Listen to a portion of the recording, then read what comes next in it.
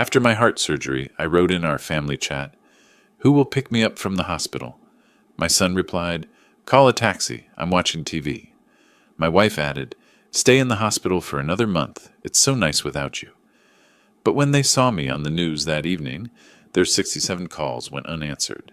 What I did changed everything. Before we continue, please subscribe to the channel and write in the comments what time it is where you are now. The pain hit like lightning, splitting my chest in half. I gasped, eyes flying open to harsh white light that made my skull pound. Where was I? The room spun in sickening circles. White walls, beeping machines, tubes snaking from my arms like plastic vines. I tried to sit up. My body screamed in protest. Something was wrong, terribly wrong. My chest felt like someone had cracked it open with a crowbar. Through the thin hospital gown, I could feel thick bandages wrapped around my torso. "Mr. Thompson, you're awake." A woman in a white coat appeared beside my bed. She had kind eyes behind wire-rimmed glasses. "I'm Dr. Carter, your cardiologist. How are you feeling?" "Like I got hit by a truck." My voice came out as a hoarse whisper. My throat burned raw. "What happened to me?" She checked something on the monitor beside my bed. The numbers meant nothing to me, but her expression remained calm and professional. "You underwent emergency cardiac surgery 2 days ago. Triple bypass. Your heart stopped for 47 seconds during the procedure." 47 seconds. The words echoed in my head like stones dropped in a deep well. Was I dead? Technically, yes. But we brought you back. She pressed her fingers against my wrist, counting my pulse. "You're going to be fine, Mr. Thompson." The surgery was successful. 2 weeks in the hospital for recovery, then gradual return to normal activities. 2 weeks. I looked around the sterile room again. A small window showed gray Dallas skyline under cloudy January skies. No flowers on the bedside table. No cards. No sign that anyone knew I was here. A nurse bustled in, checking the IV drip connected to my left arm. She had a warm smile and gentle hands as she adjusted the flow rate. "Mr. Thompson, I'm Jennifer. I'll be taking care of you on this shift. Are you experiencing any pain right now?" I nodded, not trusting my voice. She made a note on her chart and increased something in my IV. Within minutes, the sharp edges of pain began to soften. Dr. Carter pulled up a chair beside my bed. "Mr. Thompson, I need to ask you some questions to check your cognitive function. Can you tell me what year it is?" 2025. "Good. And what month?" "January." The word felt heavy on my tongue. "Excellent. Now squeeze my hands as hard as you can." She extended both hands toward me. My grip felt weak as a newborn's, but she nodded approvingly. "Your motor functions look good. Memory seems intact." She stood and made notes on her tablet. "The next few days will be about managing pain and beginning gentle movement. We'll have you walking short distances soon." After she left, I was alone with the machines and their endless beeping. I reached carefully toward the bedside table where someone had placed my belongings. My fingers found my phone. The screen showed dozens of notifications from news apps, email spam, pharmacy reminders. I scrolled down, looking for something else. Messages from family. Missed calls from Susan or Scott. Nothing. I checked the family group chat. The last message was from 3 weeks ago. Susan complaining about the grocery store being out of her favorite yogurt. Before that, Scott asking if I could lend him money for car repairs. Not a single message about my surgery. Not one call asking how I was doing. I set the phone down with trembling fingers and stared at the acoustic ceiling tiles above my bed. 47 seconds of being dead, and apparently no one had noticed I was gone. Not a single message. Not one call. I closed my eyes and let the silence of the hospital room wash over me. The antiseptic smell triggered something deeper, memories I'd been avoiding for months. It started in the summer of 2020. I was working in the garden behind our Arlington house, planting tomatoes in the heat. The chest tightness came like a band squeezing around my ribs. I gripped the fence post until it passed, telling myself it was just the Texas heat getting to me. "Buford, you're being dramatic again," Susan had called from the back porch, iced tea glass in her hand. "Come inside before you have a stroke out there." I'd laughed it off. 66 years old and still strong as an ox, I told myself. Just needed more water, more rest. But the episodes kept coming. By 2021, climbing the stairs to our bedroom became a mountain expedition. I'd pause on the landing, gripping the banister, while my heart hammered against my ribs like it was trying to escape. Susan would already be in bed, watching her evening shows. "You're getting old?" she'd say without looking away from the television. "Maybe cut back on those weekend projects." I never told her about the metallic taste that filled my mouth during the worst episodes, or how the world would tilt sideways when I stood too quickly. She had enough to worry about with her book club and charity meetings. Scott was even less helpful. When I mentioned feeling tired all the time, he'd shrug from his position on our living room couch. "Maybe see a doctor, Dad. Actually, wait, that's expensive. Try some vitamins first." 28 years old and living in our basement, but he worried about my medical bills affecting his inheritance. The first real attack happened in our kitchen on a Tuesday morning in March 2023. I was making coffee when the pain hit like a sledgehammer to my chest. I grabbed the counter, coffee grounds scattering across the floor as I slid down to the cold linoleum. "Susan!" I called out, but my voice barely carried beyond the kitchen doorway. She found me 10 minutes later, still on the floor, breathing in short gasps. "Oh, Buford, did you fall?" She helped me to a chair, but her attention was already shifting. "I've got my hair appointment in an hour. Are you okay to drive yourself to the doctor?" I drove myself to the emergency room instead. The young doctor who examined me had concerned eyes and steady hands. "Mr. Thompson, you've had a minor heart attack. We need to run more tests." The tests showed what I'd feared but couldn't admit. Years of chest pain hadn't been aging or stress. My arteries were closing like old pipes, clogged with rust. "Without surgery, you have 6 months. Maybe less," Dr. Martinez had told me in November. "But with triple bypass, you could have 10 good years ahead of you." I'd driven home in my old Chevy truck, hands shaking on the steering wheel. 10 good years. The question was whether I wanted to spend them with people who barely noticed when I was dying. The sound of my hospital room door opening brought me back to the present. Nurse Jennifer peeked in, checking on me with that warm smile. "How are you feeling, Mr. Thompson? Need anything for pain?" I looked at my phone again, still showing no messages from my family. "Just thinking about things." She nodded knowingly. "Surgery gives people time to think. Sometimes that's good, sometimes not so much." After she left, I stared at the family group chat contact on my phone. My finger hovered over it, hesitating. 2 weeks since surgery. 2 weeks of silence. But maybe they didn't know. Maybe the hospital hadn't contacted them properly. Maybe there was still hope that 45 years of marriage and raising a son meant something. Maybe. The morning of January the 29th arrived crisp and bright through my hospital window. Freedom Day. I packed my few belongings into the old sports bag Susan had brought me years ago for weekend fishing trips, each item folded carefully. My reading glasses, the paperback novel I'd barely touched, the pajamas that still smelled like home. My chest felt stronger today. The stitches pulled when I moved, but the crushing pain had faded to a manageable ache. Dr. Carter had signed my discharge papers with a smile and instructions to take it easy for the next month. "You're lucky to be alive, Mr. Thompson," she'd said during her final check. "Make the most of this second chance." I checked my phone for the 20th time that morning. Still nothing from Susan or Scott. 2 weeks of complete silence while I fought my way back from the edge of death. Maybe they thought I was still too sick for visitors. Maybe they were planning some kind of welcome home surprise. I'd always been the one who handled medical emergencies in our family, driving Susan to her appendectomy, taking Scott to the emergency room when he broke his arm falling off his bike. They probably just didn't know how to act when I was the patient. I typed out a message in our family group chat. "Hi everyone, I'm being discharged today and feeling much better. Can't wait to see you all," and I deleted it. Too long, too emotional. They'd think I was being needy. I tried again. "Hospital is releasing me today. Looking forward to coming home," and delete. Still too much. Third attempt. "The doctor says I can come home today. Would love to see everyone." My finger hovered over send. This felt right, hopeful but not desperate. I pressed send and set the phone on the bed beside my packed bag. The response came faster than I expected. Scott's name appeared first. "Call a taxi. I'm watching TV." I stared at the message, reading it 3 times to make sure I understood correctly.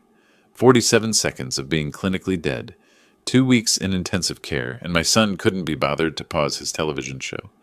But Susan would be different. Susan would understand. We'd been married 45 years. She'd want to bring me home personally. Her message appeared below Scott's.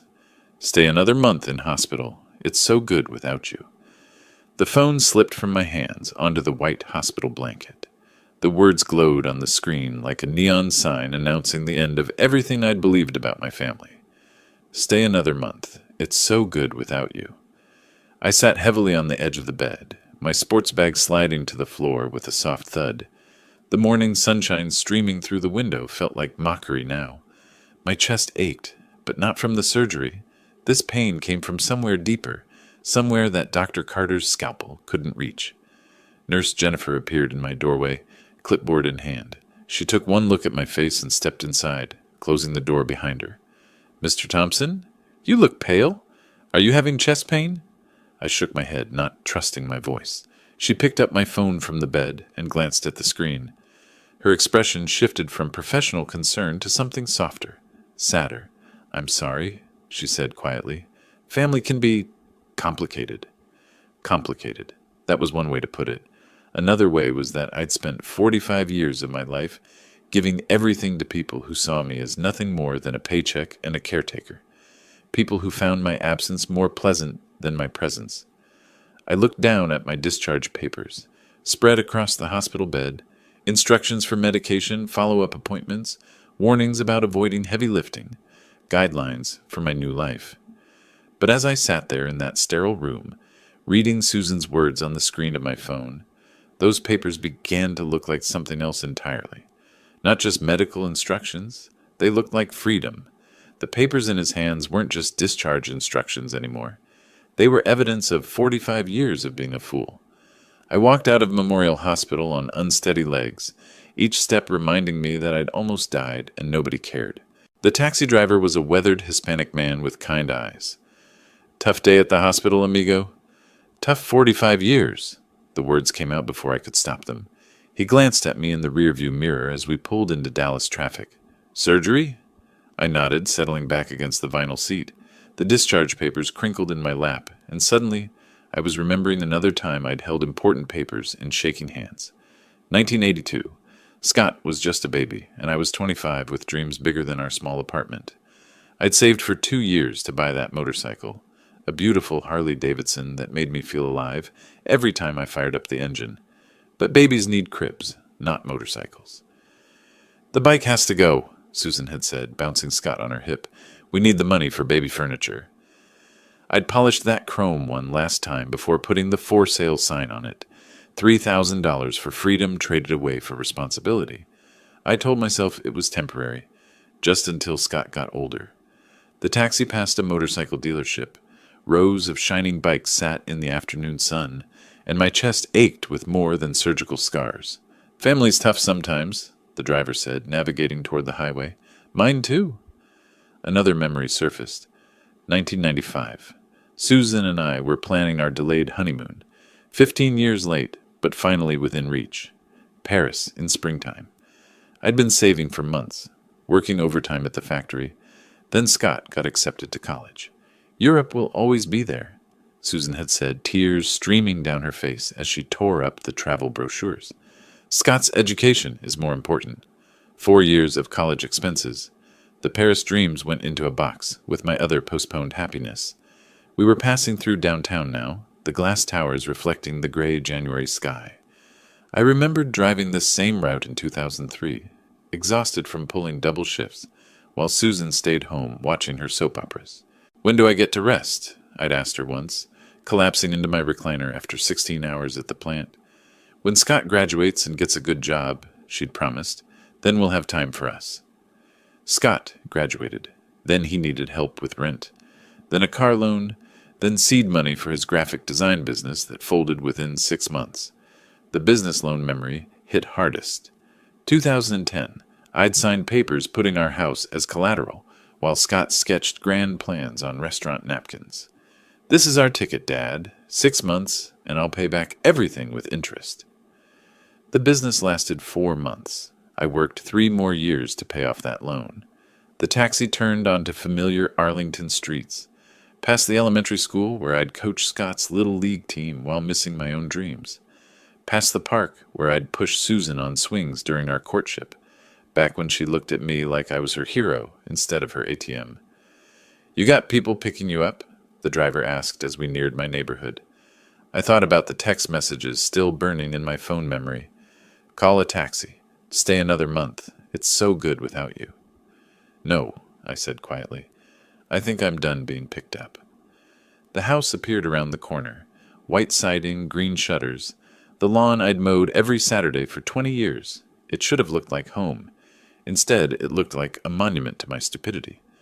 I paid the driver and stood on the sidewalk, looking at 45 years of mortgage payments and maintenance work. All so Susan could have her book club meetings and Scott could have his gaming setup. The driver pulled away, leaving me alone with my thoughts and a house that suddenly felt like evidence of the biggest mistake I'd ever made. I walked toward the front door, keys heavy in my fingers. The house looked different now, not like home, like evidence. The key turned with a soft click, and I stepped into darkness. Even the entryway felt different, foreign, like entering someone else's life. I flipped the light switch and stared at what my family had done with their freedom. Mail was piled on the small table by the door, unopened bills and advertisements scattered carelessly. Susan's shoes lay where she'd kicked them off, beside Scott's muddy sneakers. Nobody had bothered picking up after themselves for weeks. The living room was worse. Scott's gaming setup had exploded across the space like a teenager's bedroom. Energy drink cans formed a pyramid on my coffee table. Pizza boxes stacked beside my recliner. The chair I'd bought with overtime money 15 years ago. They'd been having parties. I moved slowly through the evidence of their comfort. My absence hadn't caused grief or concern. It had caused celebration. The kitchen told the same story. Dishes piled in the sink, takeout containers filling the trash. The refrigerator held expensive wine and premium ice cream, luxuries they'd bought while I was fighting for my life. But my study was the final insult. They'd turned it into storage. Boxes of Susan's craft supplies covered my desk. Scott's old computer equipment was stacked on my bookcases. Dust had settled over the family photos I'd arranged so carefully on my shelves. 47 seconds. I'd been dead for 47 seconds, and they'd used my personal space as a closet. I sat heavily in the one chair they hadn't covered with their belongings. The combination to my safe was still burned into my memory. Scott's birthday. How fitting. The safe opened with a soft mechanical whisper. Inside, my will sat in its blue legal folder, right where I'd left it months ago. I pulled it out with steady hands and read the provisions I'd crafted so carefully. To my beloved wife, Susan Thompson, the house and all personal property. To my son, Scott Thompson, all financial assets, including retirement accounts. To be divided equally upon my death, beloved wife. I laughed bitterly, the sound echoing in my violated study. The woman who told me to stay in the hospital another month because it was so good without me. My son, the 38-year-old man who couldn't pause his television show to pick up his dying father. I walked to the family photos on my dusty shelves. Wedding pictures showed a young couple full of hope. Scott's baby pictures captured innocent smiles and tiny hands reaching for the camera. Vacation photos documented trips I'd paid for but barely enjoyed, always worried about the cost. In every picture, I was smiling. The provider, the protector, the fool. I opened my phone and searched Estate Attorneys Dallas. The screen filled with law firm names and phone numbers. Professional people who understood that wills could be changed, that inheritance was a privilege, not a right. Jonathan Hale and Associates appeared at the top of the list, experienced in estate planning and charitable giving. Perfect. I looked around my study one more time, at the boxes covering my desk, at the dust on my personal belongings, at the evidence of my family's disrespect. Then I looked at the will in my lap. Tomorrow I would call Mr. Hale. Tomorrow I would fix the biggest mistake of my life. Tonight I would plan exactly how to give my family what they deserved. Nothing. The elevator climbed past floor after floor, each number bringing me closer to justice. 15 floors up in this downtown Dallas high-rise, Jonathan Hale waited with the power to rewrite my family's future. A week had passed since my homecoming revelation. 7 days of research, planning, and gathering documents. I'd found the American Heart Disease Foundation online, a charity that helped families during cardiac emergencies, people who actually valued the gift of life. The elevator doors opened to a hallway lined with mahogany and brass. Hale and Associates was etched in gold letters on frosted glass doors. Mr. Thompson? The receptionist's smile was professional and warm. Mr. Hale is ready for you. Jonathan Hale's office overlooked downtown Dallas through floor-to-ceiling windows. Law books lined the walls between framed degrees from universities I'd never dreamed of attending. He was younger than I'd expected, maybe 55, with silver hair and intelligent eyes. Please sit down, he gestured to a leather chair across from his massive desk. I understand you want to make significant changes to your estate plan. I settled into the chair, my folder of documents balanced on my knees. I want to leave everything to charity, nothing to my family. His eyebrows rose slightly. That's quite a substantial change. May I ask what prompted this decision? I told him about the surgery, about being dead for 47 seconds, about 2 weeks in the hospital without a single call, about coming home to find they'd been living it up while I fought for my life. Hale listened without interruption, taking notes on a yellow legal pad. Mr. Thompson, I have to ask, are you making this decision while you're angry? Sometimes, after medical crises, I've had a week to think about it. I opened my folder and pulled out printed emails, bank statements, medical records. This isn't anger. This is clarity. He reviewed my documents carefully. You're quite thorough. The American Heart Disease Foundation is an excellent choice. They provide housing for families of cardiac patients, fund research, support recovery programs. People who appreciate the value of life, I said, unlike my family. We could structure this as a charitable remainder trust. You'd retain lifetime use of your home, receive a small monthly income, and upon your death, everything transfers to the foundation. Perfect. I could live comfortably while knowing my family would inherit exactly what they'd earned. What about your wife and son? Even a small bequest might... No. The word came out harder than I'd intended. They're adults. Time they learn to support themselves. Hale studied me for a long moment. Very well. This will take about an hour to draft properly. Are you certain about this course of action? I thought about Scott's message. Call a taxi. I'm watching TV. About Susan's words. Stay another month. It's so good without you. I've never been more certain of anything in my life. The next hour passed in a blur of legal language and document preparation. Hale's secretary brought in witnesses. 2 paralegals who didn't know me from any other client changing his will. This revokes all previous wills and codicils, Hale explained as he laid the documents before me. Upon your death, your home and all assets transfer to the American Heart Disease Foundation. You retain lifetime residence rights and a modest monthly stipend. I read every word twice. No mention of Susan, no provision for Scott.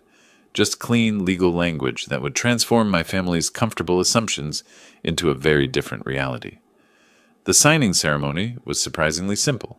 3 signatures, 2 witnesses, 1 notary stamp.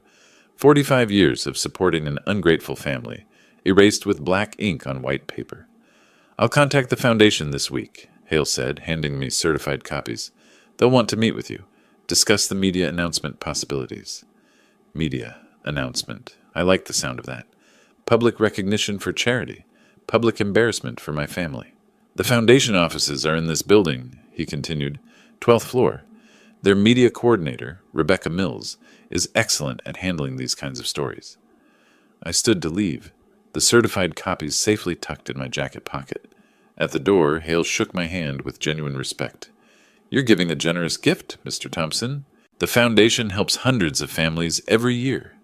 Families who deserve help, I replied, unlike mine. The hallway seemed brighter as I walked back to the elevator. Behind me, Hale's office held the machinery of justice. Ahead, the foundation offices waited with the power to turn private satisfaction into public vindication. The foundation offices were just 3 floors down. Time to turn private justice into public message. 3 floors down, the foundation offices buzzed with morning activity. Time to turn private justice into public message. The elevator opened to reveal a bright reception area decorated with heart health posters and success stories from grateful families. Mr. Thompson? Rebecca Mills emerged from a corner office, all business efficiency and warm smile. I'm Rebecca Mills, Media Coordinator. Thank you for choosing our foundation. Her office walls displayed awards and framed newspaper clippings about successful fundraising campaigns. This woman understood the power of a good story. Please sit down, she gestured to a comfortable chair across from her desk. Your attorney mentioned you want to make your donation public. Tell me about your situation.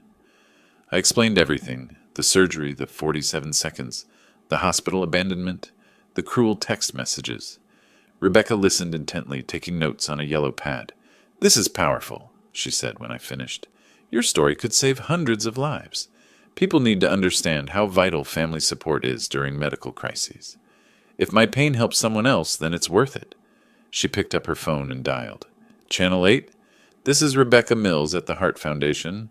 I have a story for you. A local man is donating his entire estate after his family abandoned him during heart surgery. The conversation lasted 10 minutes. Rebecca's eyes lit up as she talked. They can have a crew at your house this afternoon. Perfect timing. Heart disease awareness. Week starts Monday. The morning flew by in preparation. Rebecca coached me on key messages, the importance of family support, the Foundation's mission, the reality of cardiac recovery. But most importantly, she wanted me to tell the truth about my family's abandonment. Don't hold back, she advised. People respond to authentic emotion. Your story will touch hearts and save lives. By noon, we were at Channel 8's studio downtown. The news producer, a sharp woman named Jennifer, understood immediately why this story mattered. A man gives away his house after family texts him to stay in the hospital longer? Jennifer shook her head. This is going to resonate with viewers. The studio interview went smoothly. Bright lights, professional cameras, questions I'd practiced with Rebecca. The interviewer, David Martinez, had the perfect blend of sympathy and journalistic precision. Mr. Thompson, what went through your mind when you read those text messages from your family? I realized that love should be mutual, I replied steadily. Gratitude is a choice, not an obligation. For 45 years, I chose to put my family first. When I needed them most, they chose differently. Why donate specifically to heart disease research? They saved my life when my heart stopped for 47 seconds. My family didn't seem to care whether I lived or died. After the studio interview, the crew followed me home to Arlington. Neighbors peeked from behind curtains as the Channel 8 van parked in my driveway. Professional cameras captured the house that would soon belong to the foundation. Inside, David asked more personal questions while the camera rolled. We sat in my living room, the same room where Scott had expanded his gaming setup during my hospitalization. This is where you recovered after coming home from the hospital? This is where I discovered they'd been living comfortably without me, having parties, ordering expensive food, using my study for storage. The camera panned across family photos on the mantel, wedding pictures, Scott's graduation, vacation memories, all funded by my sacrifices, all witnesses to my wasted devotion. Do you have any regrets about this decision? I looked directly into the camera. My only regret is that it took me 68 years to understand my own worth. The crew finished filming by late afternoon. David shook my hand with genuine respect. This will air tonight at 6. I expect it'll get picked up by other stations too. I spent the evening at a quiet restaurant downtown, my phone buzzing occasionally with messages from Rebecca about social media preparation. The Foundation's online team was ready to capitalize on the story's impact. At exactly 6 o'clock, I watched myself on the restaurant's television. The news anchor introduced the story with perfect dramatic timing. A Dallas area man is making headlines tonight after donating his house to charity. But it's the reason behind his generosity that has everyone talking. My face filled the screen. Calm, dignified, telling the truth about family betrayal and medical abandonment. The segment included footage of my house, my explanation of the foundation donation, and Rebecca's comments about the importance of supporting cardiac patients.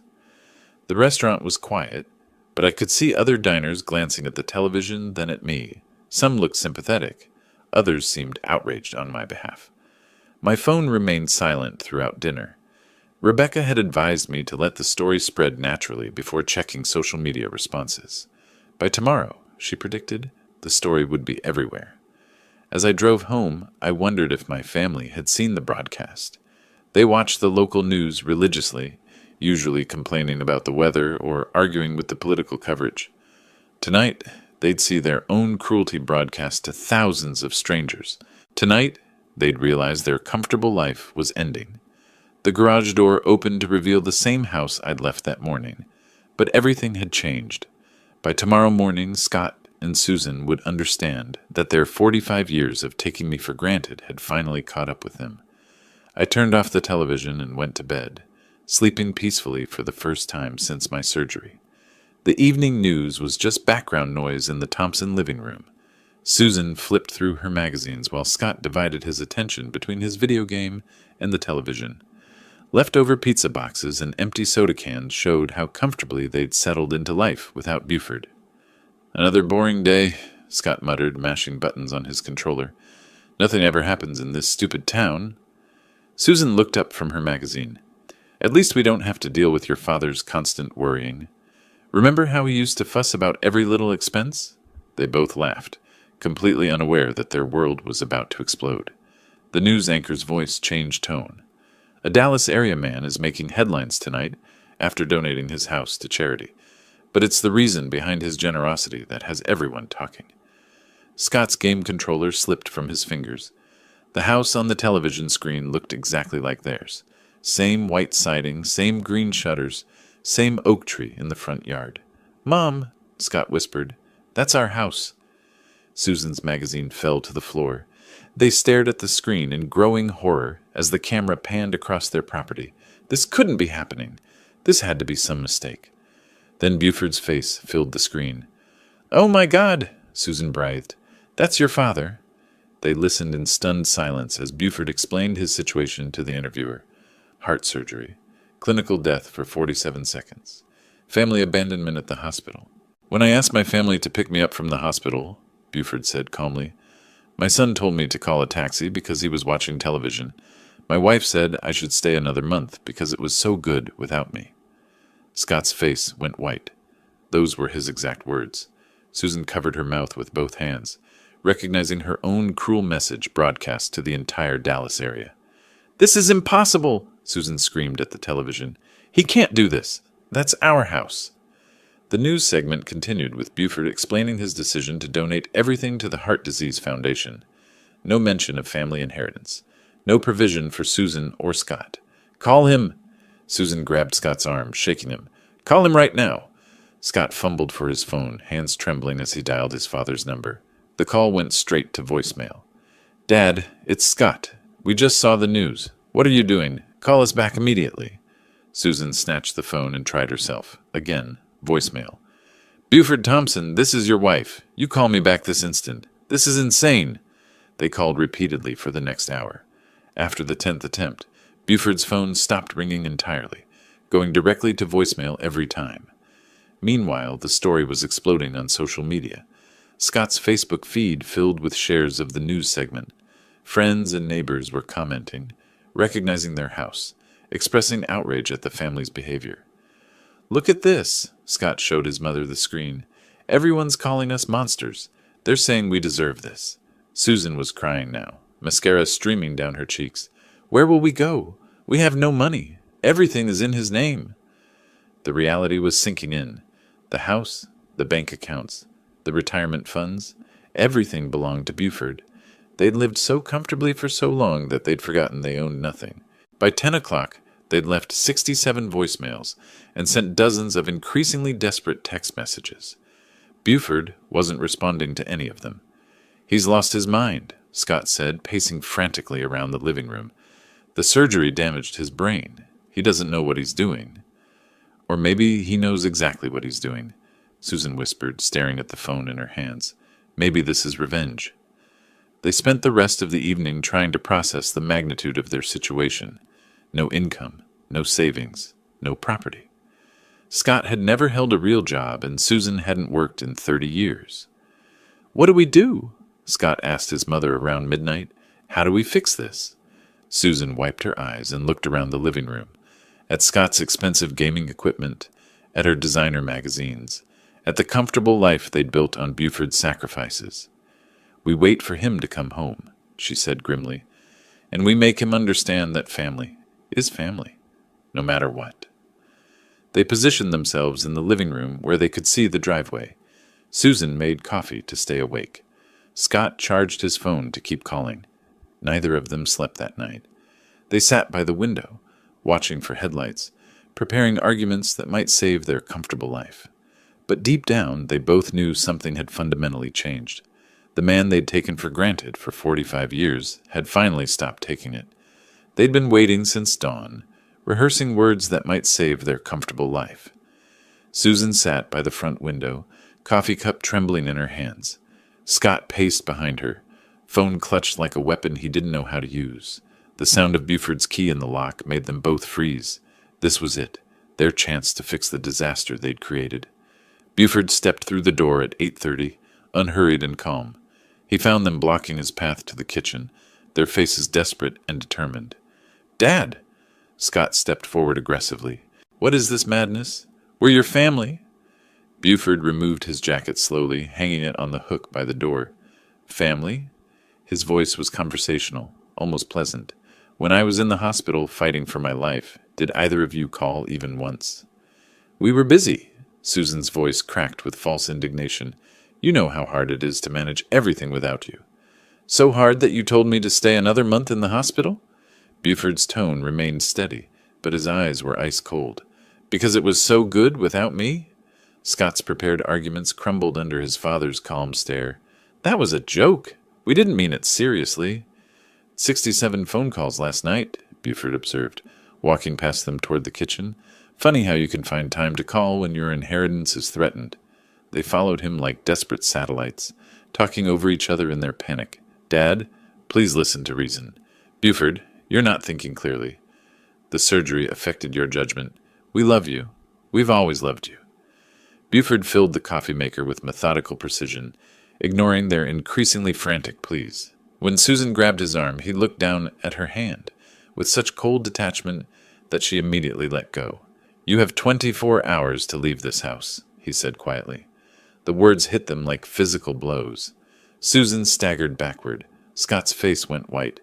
"Where will we go?" Susan's voice was barely a whisper. "We have no money." "That's no longer my problem." Buford's complete emotional detachment was more terrifying than any anger would have been. This wasn't the man who'd spent 45 years putting their needs first. This was someone entirely different. "You can't do this!" Scott's voice rose to a shout. "I'm your son. This is my home." "Your home?" Buford turned to face him directly. "When did you last pay a mortgage payment? A utility bill? When did you contribute anything besides dirty dishes and demands for money?" Scott opened his mouth, but no words came. The truth was too obvious to deny. Susan tried a different approach, forcing tears. "Honey, I know we made mistakes, but 45 years of marriage has to count for something." "It did count," Buford replied, pouring his coffee.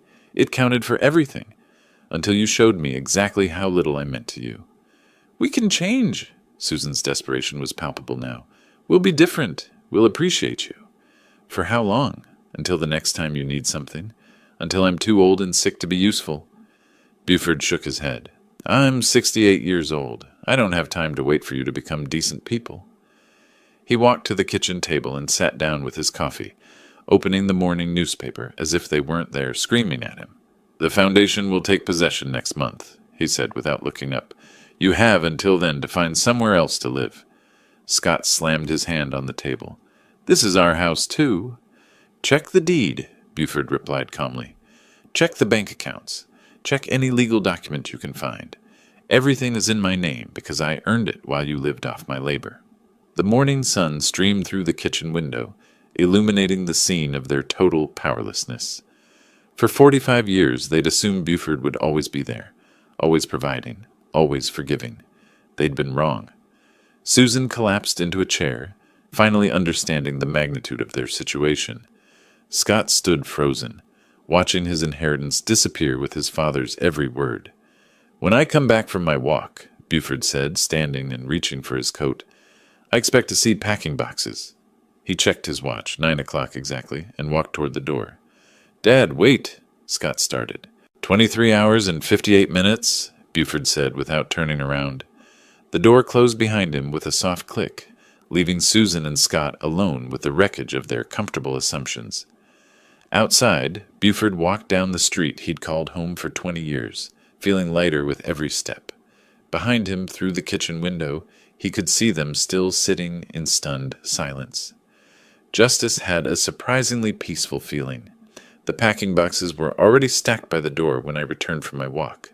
They'd taken me seriously. Through the front window, I could see Susan frantically wrapping dishes in newspaper, while Scott carried his gaming equipment to his car in multiple trips.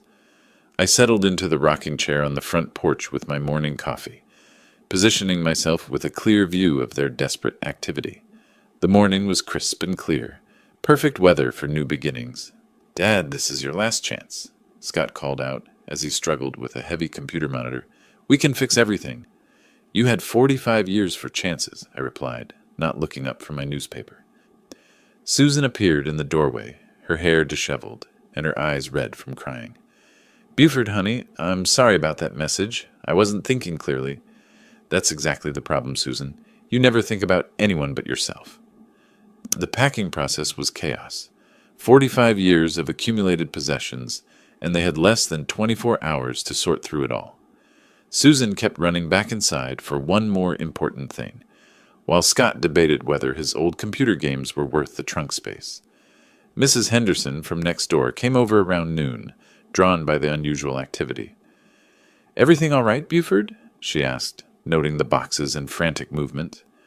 "Just some family changes," I said pleasantly. "Nothing to worry about."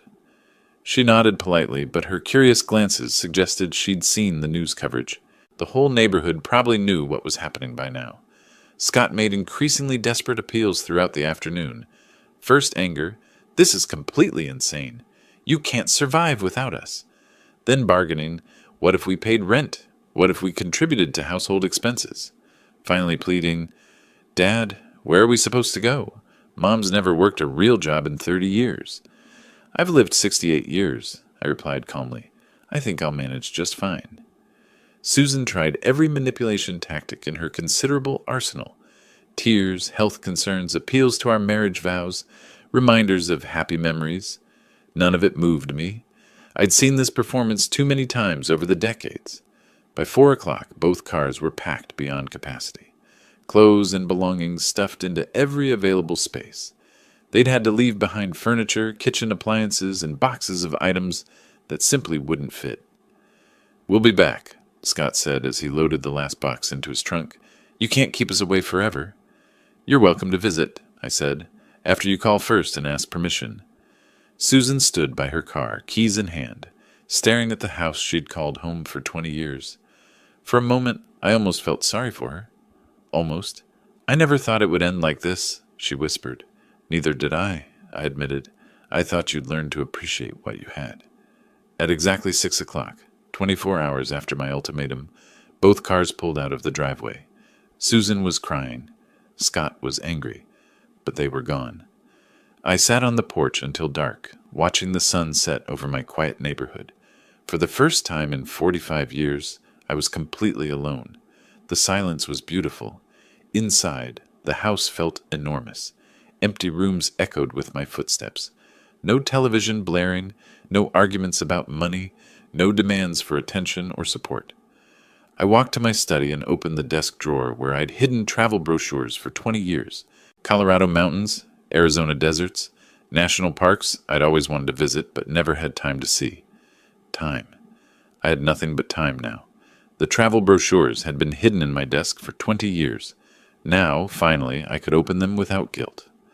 February passed quietly as I adjusted to solitude, planning my first real adventure since before my marriage.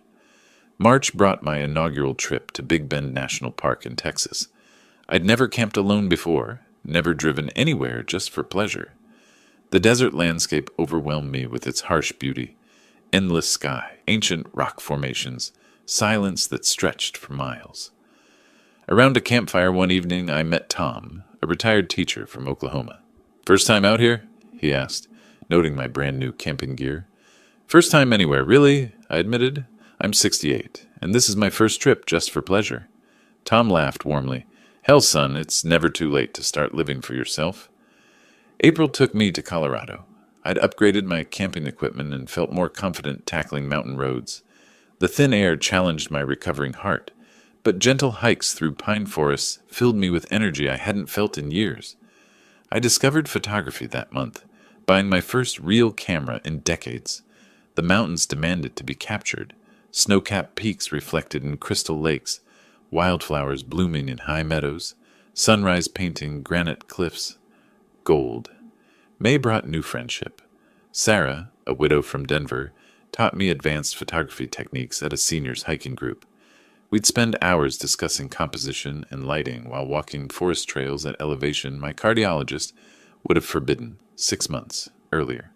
You're glowing, Dr. Carter observed during my regular checkup. Your recovery is remarkable. What's changed? Everything, I told her. I'm finally living for myself. My foundation work intensified throughout the spring. Rebecca featured my travel photos in their newsletters, showing other heart patients that life after surgery could be an adventure, not just survival. Your story has already saved dozens of families, Rebecca told me over coffee in June. They've learned to value each other while they still can. But my favorite part was talking to new heart patients, men and women facing surgery, terrified and alone. I'd share my experience, not just the medical details, but the emotional journey of discovering self-worth. Family support matters, I'd tell them, but self-respect matters more. Summer brought longer trips. Arizona's desert bloomed with unexpected colors. Utah's red rocks challenged my photography skills. New Mexico's ancient ruins connected me to history, stretching back centuries. I was healthier at 68 than I'd been at 58. Regular hiking, fresh air, stress-free living, and purpose-driven days had transformed my body as much as my spirit. Tom and Sarah became regular traveling companions. We'd meet at different parks, share campsites, explore trails together. For the first time in my adult life, I had friends based on shared interests rather than family obligation.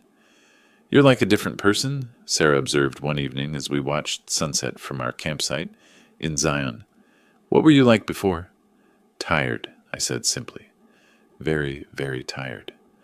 Social media, managed by Rebecca's team, showcased my adventures.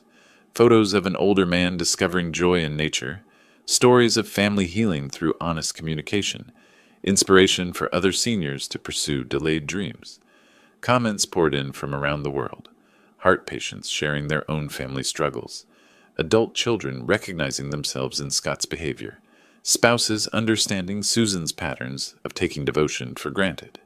July ended with my returning to Arlington, not because I had to, but because I chose to. The house felt welcoming now, my sanctuary rather than my prison. I was reviewing photos from Colorado in my favorite coffee shop downtown when a shadow fell across my table. I looked up to see a familiar figure standing uncertainly nearby. Scott stood there, hesitant, looking different somehow, cleaner, more adult. Scott stood there, hesitant, looking different somehow, cleaner, more adult. His usual gaming attire had been replaced by business casual clothes, and his posture suggested someone who'd learned to carry responsibility. Dad? His voice was uncertain. Could I sit down for a minute? I gestured to the empty chair across from me, curious about this transformation. 6 months had passed since the eviction, and my son looked like he'd aged 5 years, in a good way. You look well, he said, settling into the chair, tanned, healthy. Travel agrees with me. I closed my photo album but didn't put it away. How are things, Scott? Different, he paused, choosing his words carefully. I found a job, full-time position at an advertising agency downtown, designing marketing materials. I nodded, waiting for more. I rented a small apartment too, nothing fancy, but it's mine. I pay the rent myself, buy my own groceries, do my own laundry. That's good, son. Scott pulled out his phone and showed me photos. A modest studio apartment, clean and organized. Sparse furniture, but everything neat and purposeful. How's your mother handling things? I asked. She's learning to live independently. Got a job as a sales clerk at Macy's. Has her own place, too. He looked down at his hands. We don't see each other much. Both too busy working. I sipped my coffee, studying this transformed version of my son. The entitlement was gone, replaced by something resembling humility. "Dad, I'm not asking for forgiveness," he said suddenly. "I'm not asking to move back home, or for money, or for you to change your will back." This surprised me. "What are you asking for?" "A chance to prove I've changed. Maybe we could have coffee sometimes, like this, if you want to." I showed him a few photos from my Colorado trip. His amazement seemed genuine as I described hiking at altitude, camping under stars, learning photography from new friends. "I never knew you wanted to do any of this," he said softly. "I never had the chance to find out myself." Scott nodded, understanding more than I'd expected. "I've been thinking a lot about that, about how much of your life you gave up for us, how we just took it for granted." "The foundation work keeps me busy too," I said, showing him a newsletter featuring my story, helping other families avoid our mistakes. "Are we a cautionary tale now?" "We're a learning opportunity, for everyone involved." We talked for another hour. Scott shared details about his job, deadlines, difficult clients, the satisfaction of earning his own paycheck. He showed genuine interest in my travels, asking about places I'd been and where I planned to go next. "I understand if you don't want a relationship," he said as we prepared to leave. "I understand if trust needs to be rebuilt slowly. But I wanted you to know that I get it now. What we did to you. How wrong it was." I walked with him to the parking lot. He had an older sedan, nothing fancy but clean and well-maintained. Evidence of responsibility. "Scott," I said as he reached for his car door, "maybe we could do this again. In a month or so." His smile was cautious but hopeful. "I'd like that." "No promises about anything else," I clarified. "I'm not changing my will back. I'm not looking for a traditional father-son relationship. But maybe we can build something new, something healthier." "I understand," he said. "And Dad, I'm glad you're happy. Finally." I watched him drive away, noting how carefully he checked his mirrors, how he signaled properly at every turn. Small things, but they suggested someone who'd learned to pay attention to details. The afternoon sun was warm on my shoulders as I walked to my own car. Tomorrow I was planning a trip to Arkansas, exploring the Ozark Mountains. Next month, maybe Maine for fall foliage photography. My phone buzzed with a text from Tom. "Sarah found a great campsite in Utah for October. You interested?" I typed back, "Absolutely. Send me the details." 6 months ago, I'd been a dying man ignored by his family. Today, I was alive, healthy, and surrounded by people who chose to be in my life, rather than people who felt obligated. The difference, I'd learned, was everything.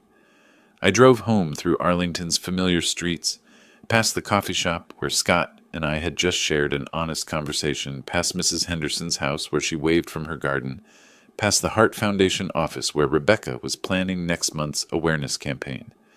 Home to a house that was finally, truly mine. Home to a life I'd built for myself, one careful choice at a time. Some stories end with grand gestures and dramatic reconciliations. This one ended with something more valuable, the quiet satisfaction of a man who'd learned to value himself as much as he'd once valued others. And maybe, just maybe, the possibility that love could grow in healthier soil than obligation. The sun was setting as I pulled into my driveway, painting the sky the same colors I'd photographed in Colorado. Beautiful, peaceful, and entirely my own. If you liked this story, please like this video, subscribe to the channel, and share your impressions of this story in the comments. To listen to the next story, click on the box on the left. Thank you for watching,